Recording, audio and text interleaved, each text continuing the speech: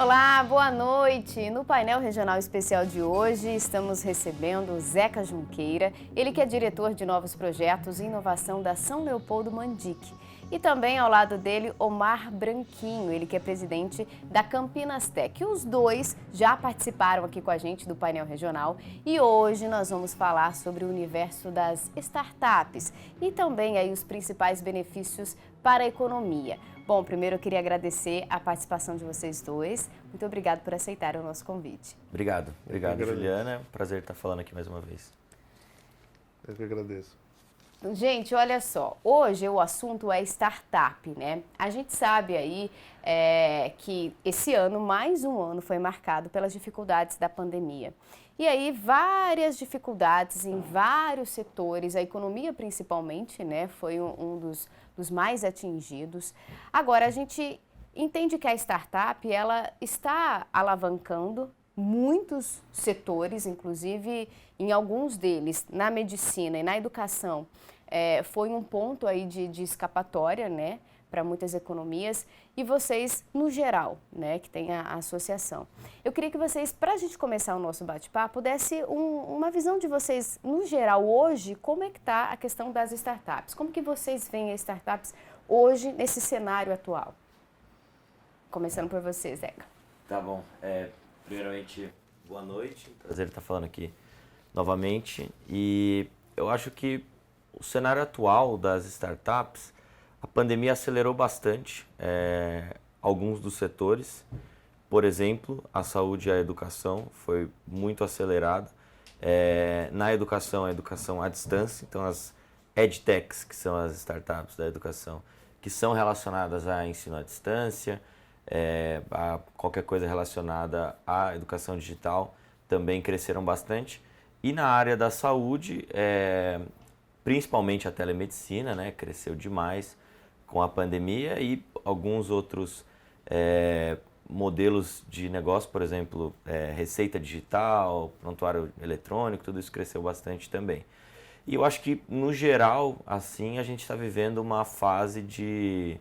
Isso até um pouco antes da pandemia, acelerado um pouco pela pandemia, uma fase de querer, no geral, novamente, crescer e fazer muito mais pela inovação, e as pessoas querem cada vez mais ter a sua própria startup, né? Isso eu acho muito bacana. A necessidade, né, fez aí a ocasião, né, nessa Isso. situação, uma ocasião boa, né, porque acabou acelerando aí vários projetos. O que vocês também sentiram, né, na associação, que receberam, eu imagino, que inúmeros pedidos, inclusive de ajuda para pessoas que queriam criar suas startups, né? Sim, acho que o momento que a gente está vivendo é um momento de extrema oportunidade. As startups são organizações que tendem a explorar melhor e mais rápido, de maneira mais ágil, essas oportunidades, né? Então, quando a gente está num momento de muita incerteza, não temos dúvida, a startup está mais propensa a tomar risco de algumas coisas do que uma empresa convencional. Então, se me perguntar, nesses últimos 2 anos aí, a gente teve muito investimento em startup. Então, assim, outra questão, né, no cenário macroeconômico ficou bastante incerto, né? Baixa juros, sobe juros, inflação, não sei o quê. E aí, o investimento em startups acabou sendo uma boa opção também. Então, ao contrário do que todo mundo pensa, de que retraiu, na verdade expandiu, porque realmente você teve mais startups atacando mercados que antes nem existiam, né? Você vê o crescimento de delivery, crescimento de um monte de outros segmentos, e-commerce, né, crescendo muito, absurdamente, as pessoas se acostumando, né, com o hábito de comprar online, com o hábito de consumir produtos online, então, produtos digitais, conteúdos e tudo mais, então criou-se muita oportunidade, e as startups são as organizações que saem na frente sempre disso por conta de sua agilidade mesmo. A gente sabe que a pandemia, né, como a gente falou, ela acelerou o processo de vários setores. Na saúde, foi uma questão de necessidade, né? Foi uma situação emergencial. De repente, a gente se viu sem poder ir no médico pegar uma receita de um medicamento controlado. E aí você precisava dessa receita de forma digital. Como é que vocês encararam esse processo, né? Vocês que são pioneiros em questão de saúde e educação, né? Juntando esses dois assuntos importantes, como é que vocês encararam isso? Porque na educação a gente sabe que vocês também, assim como tantos tantas outras escolas, inclusive as escolas públicas, partiram para o ensino à distância até que pudesse voltar às aulas presenciais. Mas para auxiliar na medicina, nesse combate à pandemia, como é que foi para vocês? Falando do setor, já vinha antes da pandemia uma tendência forte pela telemedicina, né? Startups de telemedicina estavam crescendo bastante e outras também relacionadas à digitalização na área da saúde, que pela pandemia você não poder, obviamente, estar sempre em contato físico próximo do médico ou de outra pessoa, acabou se acelerando. Eu sempre gosto de destacar tanto a telemedicina quanto receituário digital.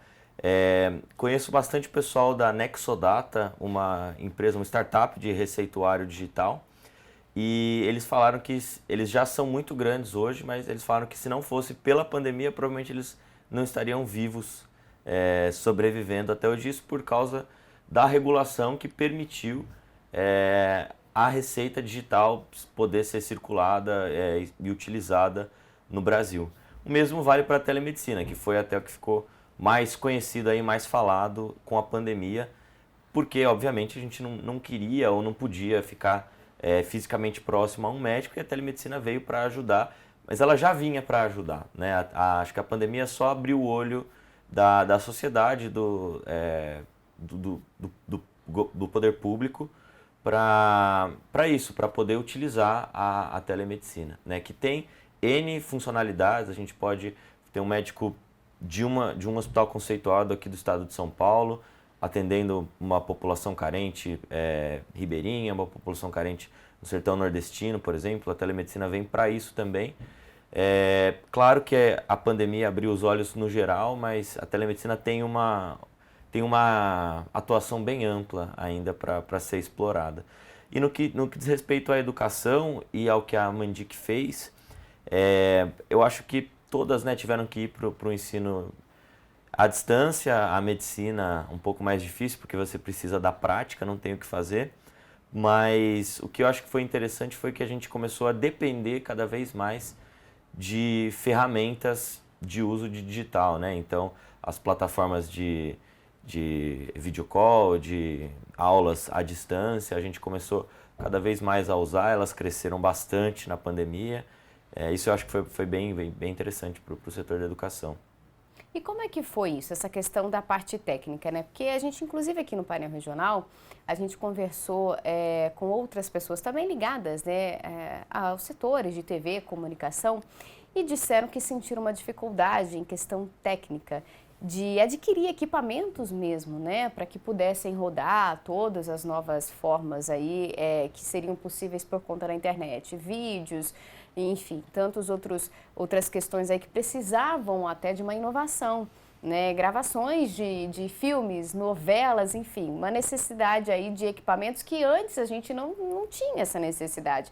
Sabia-se que ia ter essa mudança, estávamos preparados para daqui 5, 10 anos, e de repente ela aconteceu do dia para a noite.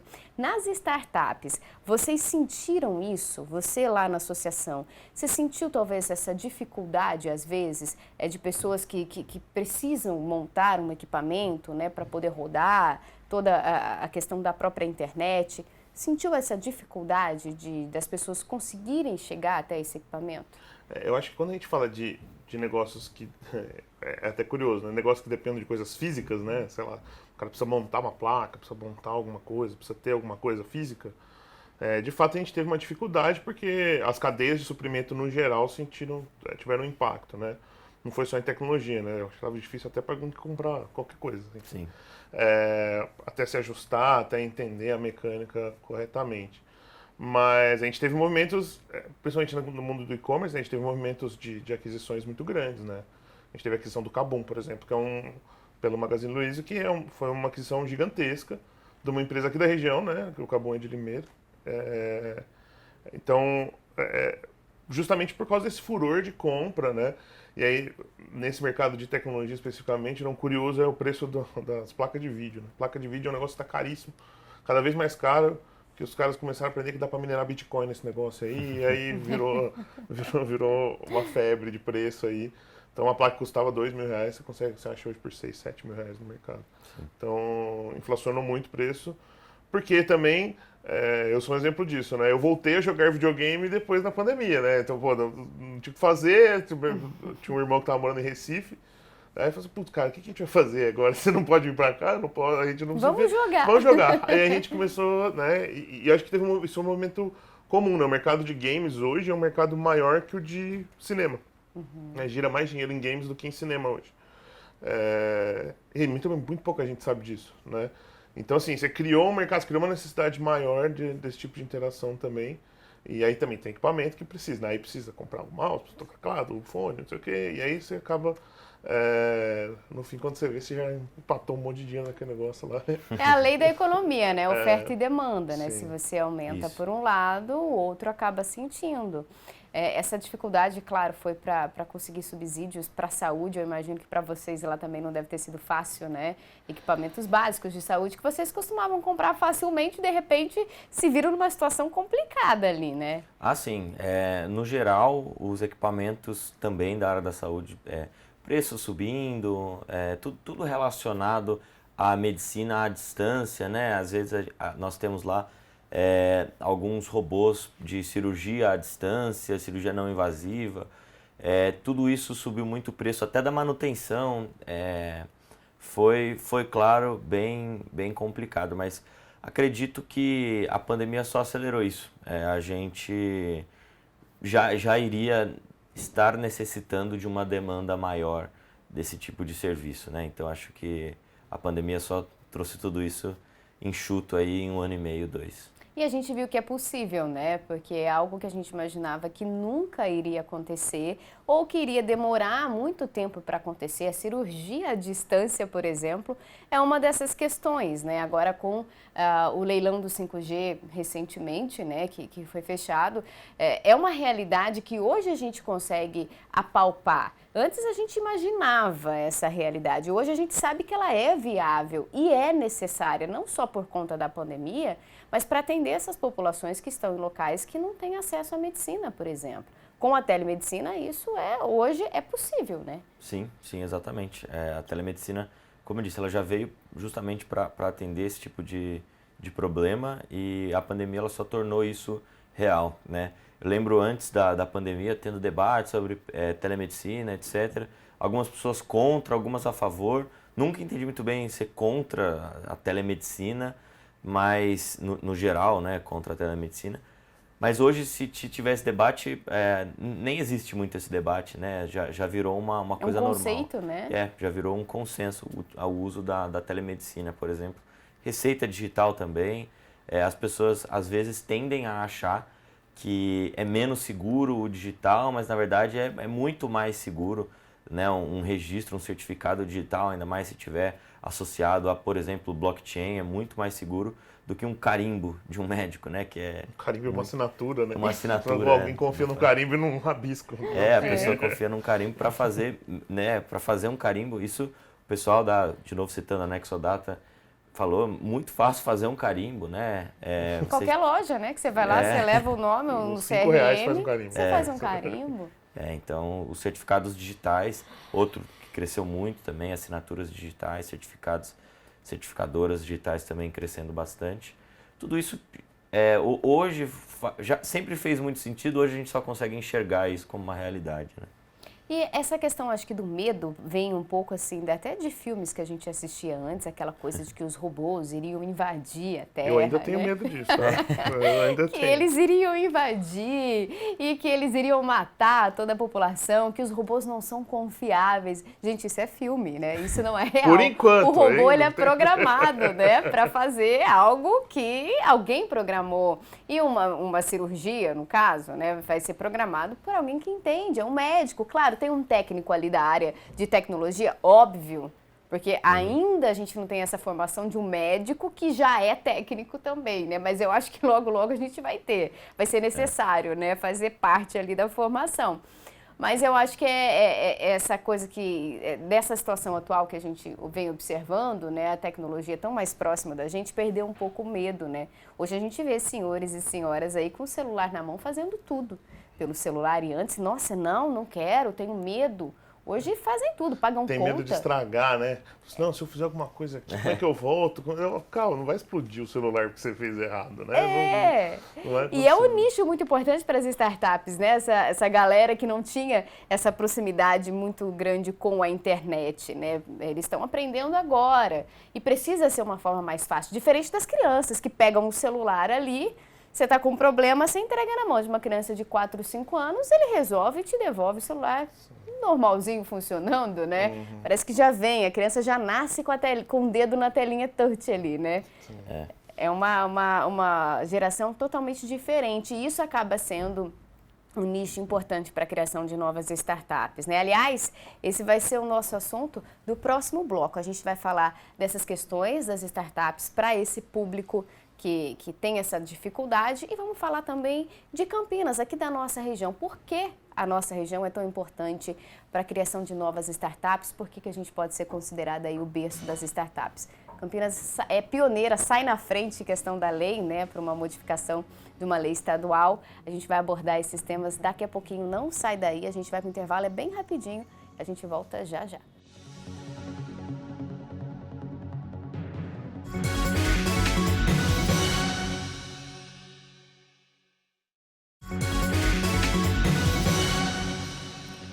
Já estamos de volta. Bom, o nosso assunto hoje, como você já sabe, é startups, né? Como elas mudaram e estão mudando o mundo dos negócios, né, nos dias de hoje.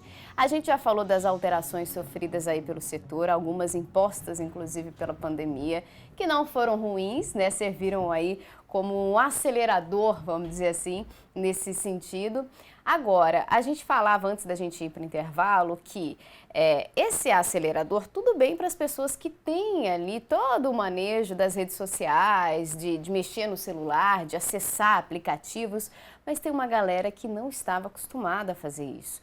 E se de repente se viu presa dentro de casa, aquele pessoal que gostava de ir no banco mesmo, depositar o dinheiro lá na boca do caixa, teve que aprender a usar o aplicativo do banco, morrendo de medo. Foi um nicho para as startups, até para vários outros setores. Saúde, por exemplo, uma telemedicina. Como é que você consegue fazer um senhor, uma senhorinha ali de 80 e poucos anos acessar ali o aplicativo e ter uma consulta? Como é que foi para vocês isso? É um pouco difícil, né? Principalmente o pessoal um pouco mais de idade que não está acostumado com isso, mas na minha visão, o smartphone, por exemplo, falando mais do smartphone, ele é muito mais acessível. Claro que tem aí uma dificuldade em usar, né, principalmente pelo pessoal que não está acostumado, mas ele é muito mais acessível que algumas outras tecnologias e que talvez até o acesso físico, muitas vezes. Se a gente pegar aí países, regiões mais carentes, dificilmente a população vai ter acesso a banco, vai ter uma conta no banco, mas ela vai ter um smartphone, ela vai ter um celular. Então, até aí no conceito das moedas digitais, que também cresceram bastante na pandemia, vem se apoiando, né? E eu acho que as pessoas que tiveram essa dificuldade, falando agora também um pouco da área da saúde, elas acabaram se acostumando a usar, né? Então, por força maior, elas acabaram tendo que usar, aprender a logar lá no computador, a fazer a consulta talvez pelo celular, com as suas dificuldades, mas foi se crescendo. O pessoal da Prevent Senior, que atende, né, o pessoal mais idoso, eles têm uma relação que o número, não sei exatamente a porcentagem, mas cresceu muito o número de usuários fazendo o primeiro cadastro pelo smartphone. Então, realmente a população teve que aprender a lidar com isso. E, de novo, acho que veio para ficar porque o smartphone é uma tecnologia muito acessível. E você possibilita também um atendimento, uma telemedicina para um acamado, por exemplo, que tem uma dificuldade maior de locomoção, consegue ter esse atendimento hoje pelo smartphone ali, às vezes um atendimento de acompanhamento, né, uma telemedicina, um receituário de uma medicação ali controlada, consegue ter esse acesso, né? Foi difícil na criação das startups, né, você que acompanhou todo esse processo de inovação, como é que foi pensar nesse público, né? Porque você desenvolveu uma startup para um público que já entende, né? Você desenvolveu um aplicativo para um público que já entende, que maneja facilmente ali o celular, é uma coisa. Você desenvolveu um aplicativo para uma pessoa que não tem esse conhecimento, precisa ser feito de uma outra forma, uma forma mais fácil, mais acessível. Teve esse processo de pensar nesse público? Sempre tem, né, o pessoal do User Experience, né, na desenvolvimento dos aplicativos, ou seja, o pessoal que cuida da experiência do usuário, ser amigável à resposta, tudo isso é importante. Hoje o aplicativo, quanto mais simples, mais complexo de se fazer, né? E um bom medidor aí é o uso por pessoas um pouco mais de idade ou por pessoas que não estão, de modo geral, acostumadas ao uso dos aplicativos. E no geral, né? Lá vocês têm startups de todos os setores, né? Essa galera também começou a comprar pela internet, que dificilmente fariam se não fosse a pandemia, né? Porque gosta de ir lá, de experimentar. Ah, eu não vou comprar, imagina que eu vou digitar aqui e vai chegar na minha casa. De jeito nenhum. Mas era a única forma de comprar. E, aliás, segundo as pesquisas, a maior parte das compras online, né, foram feitas aí, pelo menos no primeiro trimestre, por pessoas com idades acima de 50 anos. Não podia sair de casa, né, gente? Não tinha muito o que fazer, ficava lá comprando. São pessoas que têm lá a sua aposentadoria, então não perderam a renda, né? Já tinha aquela mesma renda, continuaram consumindo. Também para vocês perceberam que houve um aumento aí de procura de pessoas que estavam desenvolvendo projetos para esse público? Foi um nicho? Eu acho que é uma questão de sobrevivência, né? Eu acho que para qualquer um, tanto para quem desenvolve quanto para quem usa, né? A gente tem que lembrar que antes do smartphone, né? Eu acho que é difícil a gente lembrar do mundo antes do smartphone hoje em dia, né? Mas antes do smartphone, a interface que a gente tinha era o computador, né? Só o notebook, que é uma coisa um pouco assustadora, porque tem um teclado, tem um negócio que você não interage muito com o conteúdo, né? E aí a questão do touchscreen e tal deixou a coisa mais simples, né? E inclusive, por exemplo, a minha avó, ela não consegue digitar, mas ela consegue falar. E aí tem os text to speech, né? Speech to text e tal, consegue mandar áudio, né? Então é uma questão de sobrevivência. E aí toda a construção dos sistemas operacionais para celulares, ele foi feito considerando esse usuário mais simples, né? O cara que conseguia abrir uma tela de comando para começar um programa não é o mesmo cara que vai usar um celular para usar uma rede social, né? Então, até a gente como usuário, como analista de tecnologia, a gente percebe, né? O cara, quando ele desenvolve para o celular, ele tem que ter uma mentalidade mais simples, porque a interface, apesar de ter mais interação no conteúdo, ela tem que ser mais simples, né? Então você tem que fazer menos funções com mais coisas, né? Você tem que ter menos interações para chegarem nos mesmos lugares que você chegaria numa interface de um computador, de um laptop, né? Então, assim, essa preocupação, principalmente para o desenvolvimento móvel, ela sempre existiu, né? Obviamente, ela foi acentuada e esses mecanismos de acessibilidade foram também importantes para conseguir fazer com que as pessoas se inserissem no novo mundo, né? Porque realmente a realidade é uma questão de sobrevivência. Eu ter que comprar na internet não é uma questão de opção quase, né? Hoje em dia é quase uma questão de sobrevivência. Sim. E isso também gera um impacto no setor de varejo como um todo, né? A gente já estava vendo movimentos de empresas que estavam transformando as suas lojas de shopping, não em lojas, mas em showroom, né? Vem aqui ver, você ia comprar, não. Compra lá no site. Aí você fala, peraí, cara, eu tô aqui, eu quero levar. Hoje grandes magazines estão agindo só assim, tem no né? site. E mais que isso, né? Algumas delas, inclusive, viraram centro de distribuição. Então você vai lá para ver um pouco dos produtos, mas lá atrás está rodando todo o mecanismo de logística daquela rede, tá por trás daquilo. Então, essa tendência do consumo online, né? Do interagir com o online, ela vai trazer impactos também no mundo físico, né? Hoje você vai literalmente para passear no shopping, você não vai mais comprar, porque às vezes nem tem, né? A gente até perdeu essa capacidade de comprar. Eu, pelo menos, perdi essa capacidade de comprar em loja física. Eu não consigo. Eu entro na loja, parece que eu fico perdida. Eu não acho. Aí eu falo, eu vou pro site. Aqui? Peraí, o que eu tô fazendo aqui? Daí eu não acho. Deixa eu ver como é que é no site. Aí eu entro no site, aí eu mostro pra você, eu quero esse. Eu não acho. A gente perdeu essa capacidade. Eu acho que isso, na verdade, é uma mudança que foi acelerada por conta da pandemia, que já iria acontecer, né? Pelo menos era uma mudança que a gente esperava que acontecesse. Mas daqui uns 5, 10 anos aí, veio mais rápido por causa da pandemia. Teve uma coisa curiosa disso daí. Eu fui no shopping com a minha esposa um dia, ela queria comprar um blazer numa loja de varejo grande. E aí ela tava na loja, ela tava na fila do caixa. Ela falou, deixa eu ver no site. E no site tava acho que 40% mais barato. Eu falei assim, mas peraí, isso não faz sentido, cara. Aí ela pegou e voltou. Ela falou assim, não, vou devolver isso aqui. Ah, eu já experimentei, já sei o número, já sei tudo. Peraí, ela comprou de dentro da loja, ela comprou no site, chegou em casa tem mais opção e também, ficou mais né? barato, né?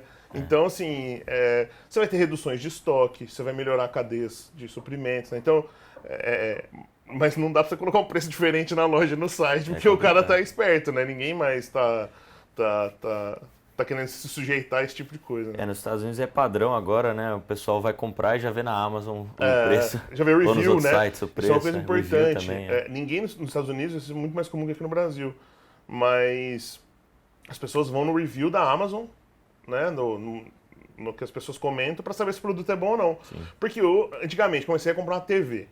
Eu não entendo muito de TV, eu sei assistir TV, não sei comprar, né? Aí você fala assim, qual que a TV é melhor? Aí, antigamente, você ia na loja, o vendedor ele tinha que ter treinamento em todas as TVs da loja, para saber todas as tecnologias, para saber tudo. Hoje em dia, você chega na loja com os reviews da Amazon atrás de você, com tudo que você já pesquisou, com tudo, dá até dó do vendedor, porque o vendedor não vai saber mais que você daquilo, entendeu? Então, assim, fica uma mecânica muito maluca de consumo que todas as lojas, o varejo no geral, vai ter que se adaptar. Sim. E a medicina também acontece isso, né? Hoje uma telemedicina, você consegue fazer esse atendimento de uma sala, por menor que ela seja, né? Você não precisa ter um hospital para receber esse paciente. Está falando de consultas, é lógico, né? Facilita o processo, viabiliza muitas situações que antes, pessoalmente, talvez não seria possível, porque se um paciente chegasse numa clínica, né, e encontrasse uma salinha lá, ele ia falar, não, esse médico não deve ser bom. Ali ele está vendo só o rosto realmente do médico, então o médico pode estar em qualquer lugar e fazendo esse atendimento, né, pode atender mais pessoas. Também é uma realidade que vai alterar totalmente a questão da medicina, né? Sim, com certeza. Ainda falando só um ponto do varejo, né, tive a oportunidade de fazer um curso na China e lá é um mundo completamente diferente. E lá alguns dos shoppings você não tem caixa. As roupas elas só tem um QR Code que você, gostei, aí você bipa e compra pelo site e entrega na sua casa. Então e no supermercado também, você só escolhe lá na hora e depois você manda entregar na sua casa. É um mundo novo aí.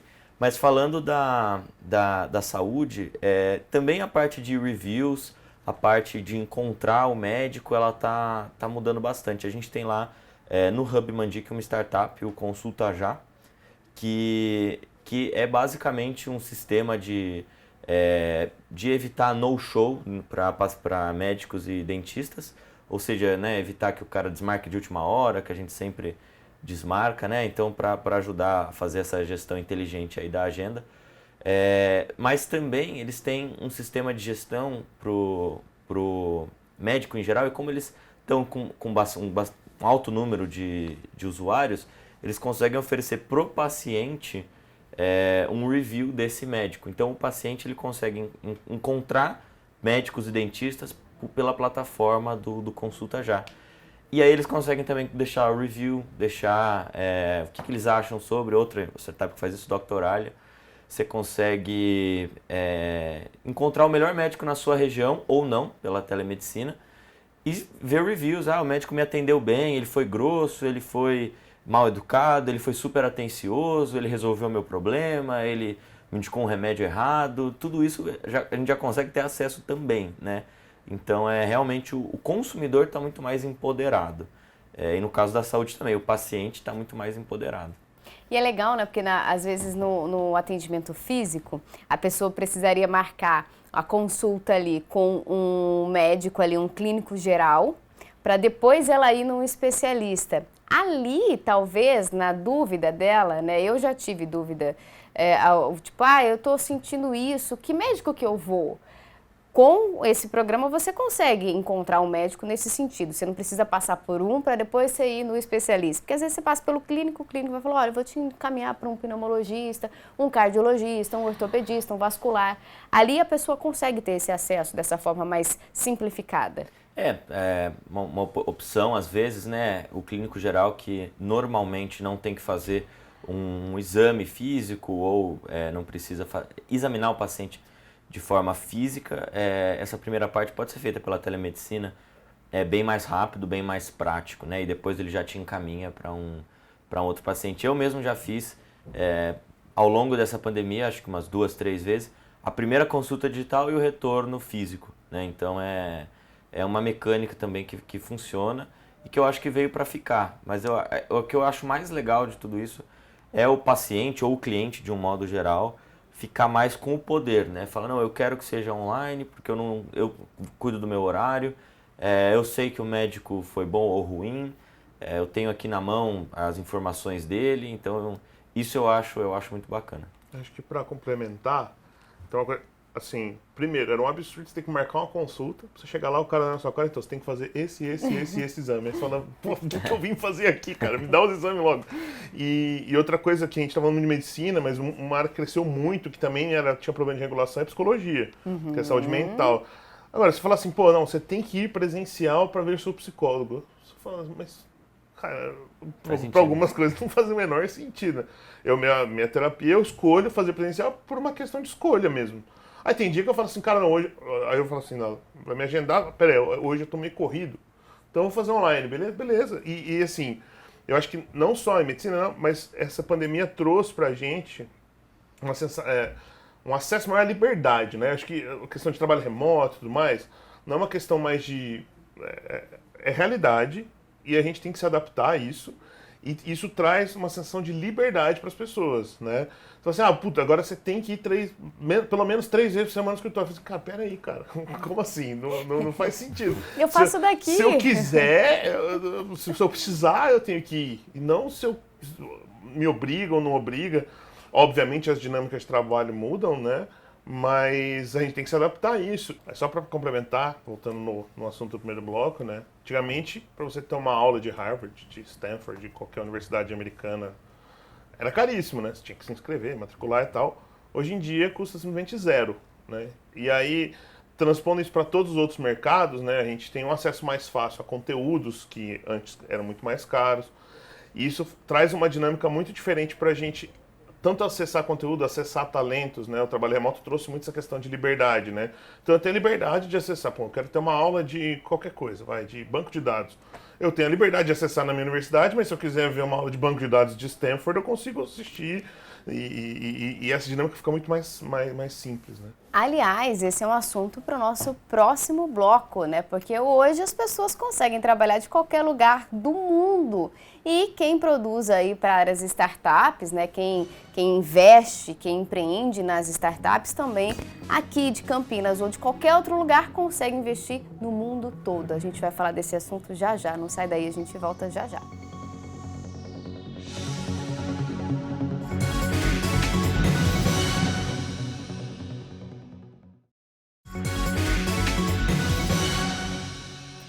Já estamos de volta aqui para o nosso terceiro e último bloco desse bate-papo e para fazer parte aqui da nossa conversa, a gente tem um entrevistado, um convidado especial que enviou um vídeo sobre os projetos aí desenvolvidos, né?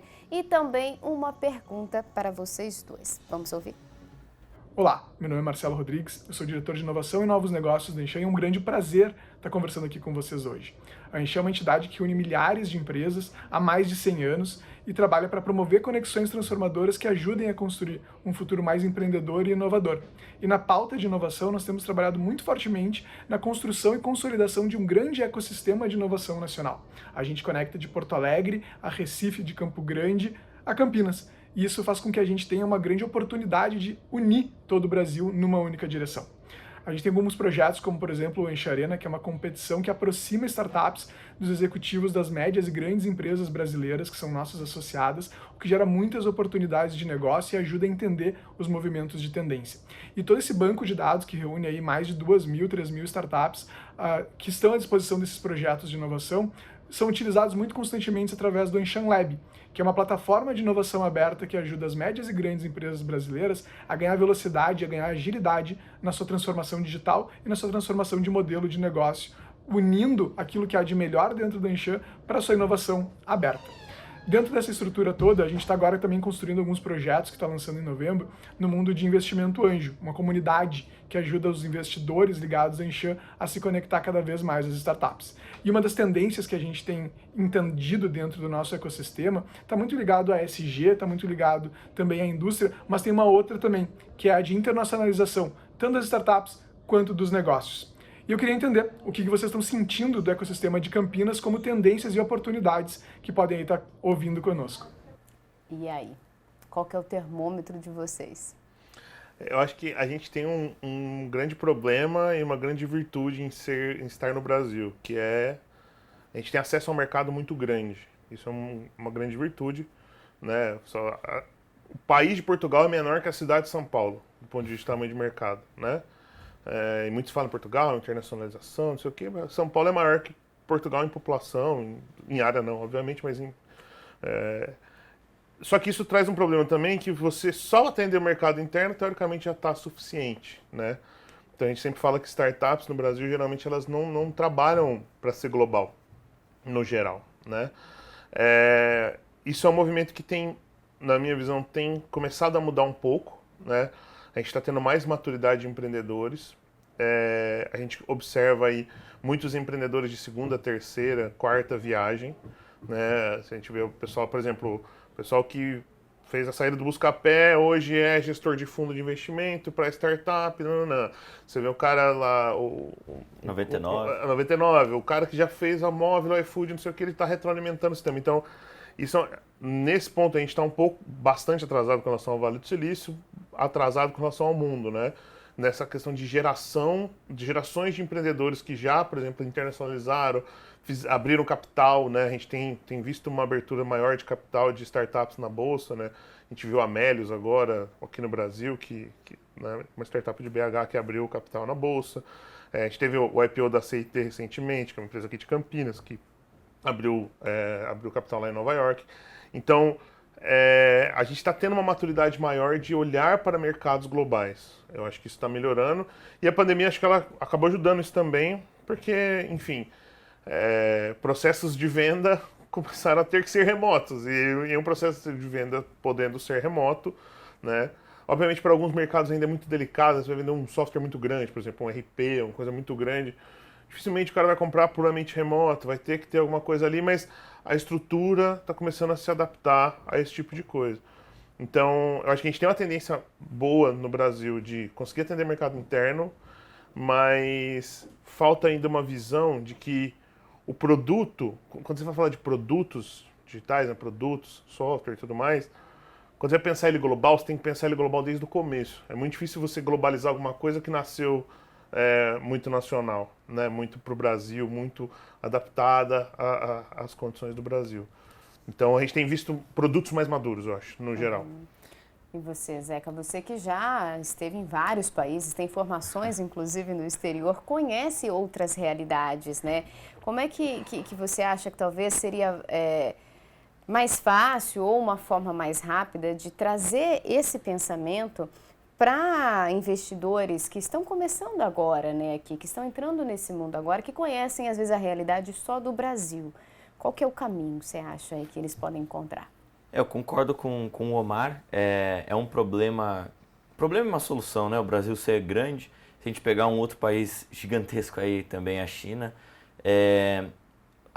por exemplo, a segunda maior empresa de transporte urbano por aplicativo é o Didi, que ninguém nem conhece, talvez o pessoal nem conheça, mas é o mais usado na China, e lá eles não podem utilizar o Uber.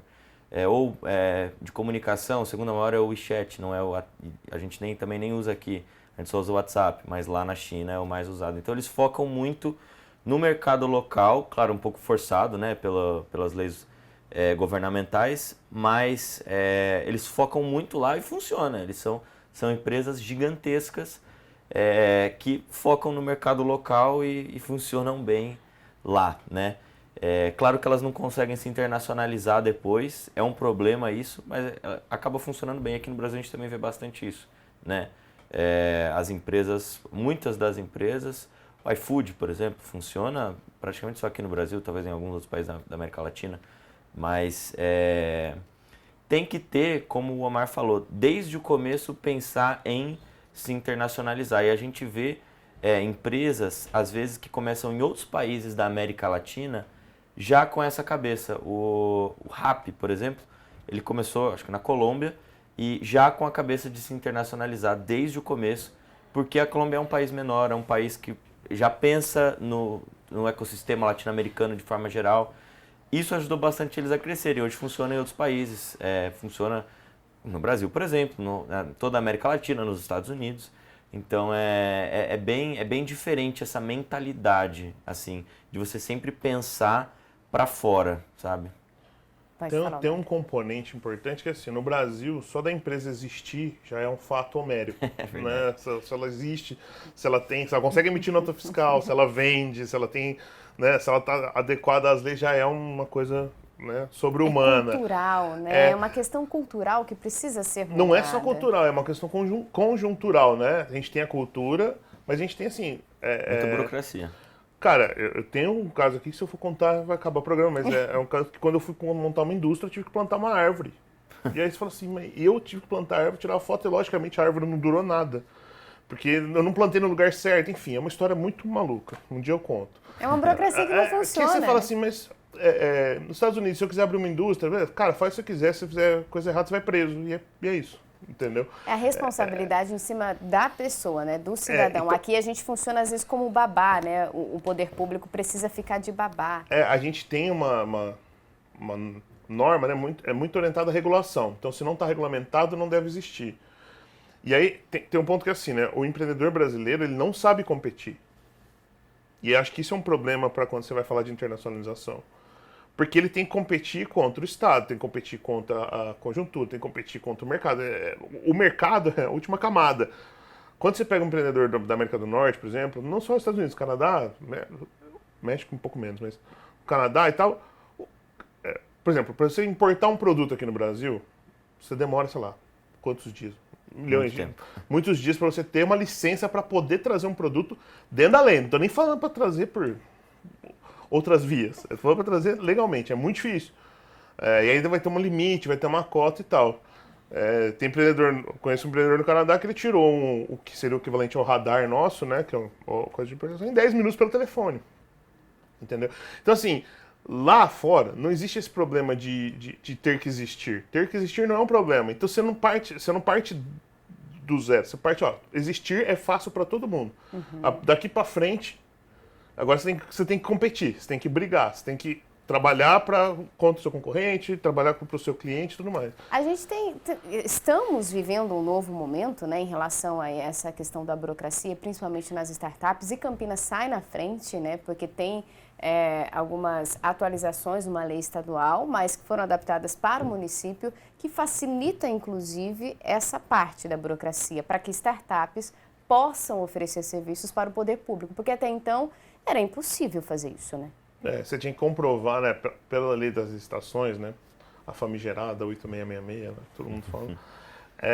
Tem toda uma questão de regras e tal, e para você fornecer poder público, o maior medo do poder público é que durante o serviço você quebre, né?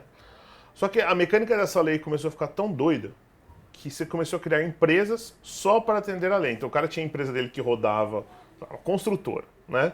Rodava lá a construção, só que a empresa que submetia a licitação era outro CNPJ, que eles chamavam de CNPJ mais limpo, né?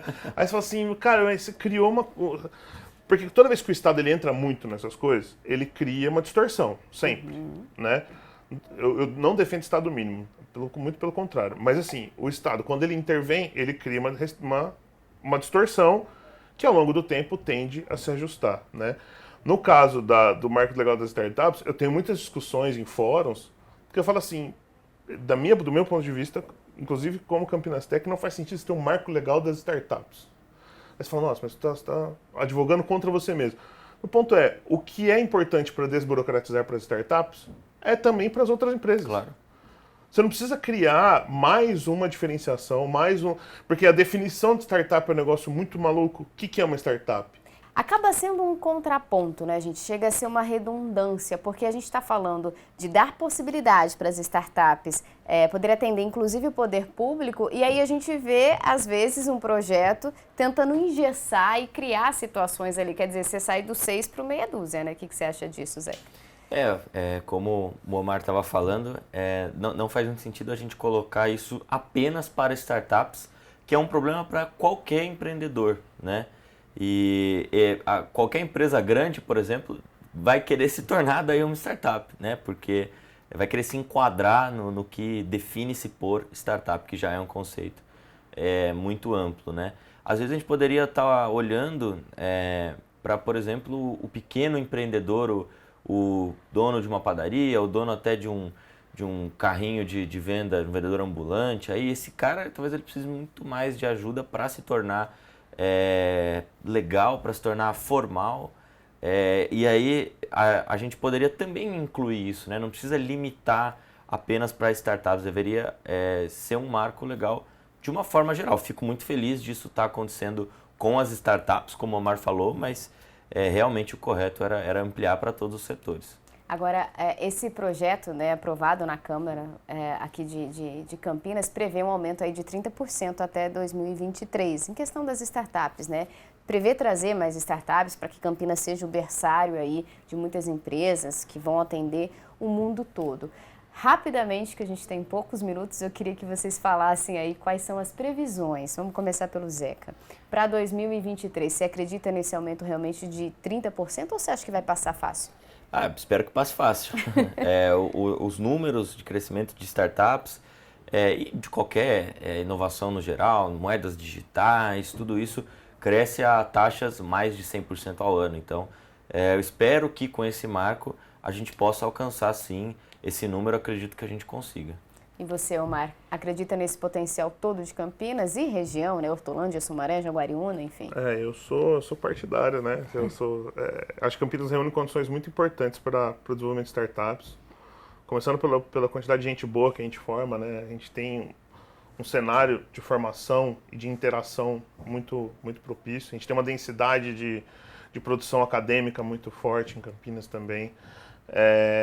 A gente tem também universidades, não só a Unicamp, que é o epicentro de tudo, mas a gente tem a Mandic, a gente tem a PUC, tem a Mackenzie, tem a Facamp, tem um monte de outras universidades que têm olhado mais para a questão de pesquisa, inovação e aproximação com o mercado de tecnologia.